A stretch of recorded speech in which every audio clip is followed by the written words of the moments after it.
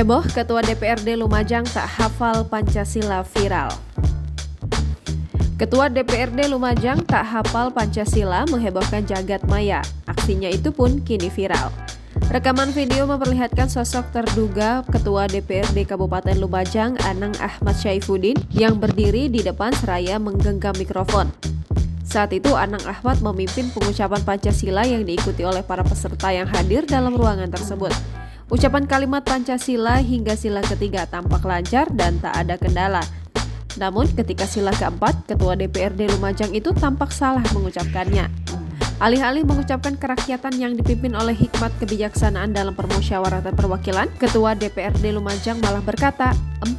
Kerakyatan yang dipimpin oleh hikmat dalam kebijaksanaan dan permusyawaratan. 4. Kerakyatan yang dipimpin oleh hikmat dalam kebijaksanaan dan permusyawaratan.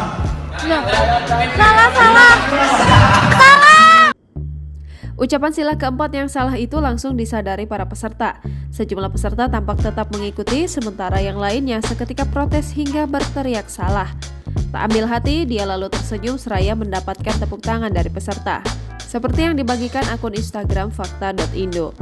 Anang Ahmad sempat memberikan alasan kepada salah satu peserta yang bersuara dengan mikrofon, namun hal itu langsung dibantah mentah-mentah dengan mengatakan tak perlu beralasan hingga menyebutnya penistaan Pancasila. Menurut keterangan, saat dikonfirmasi, Anang Ahmad enggan memberikan komentar soal video viral tersebut.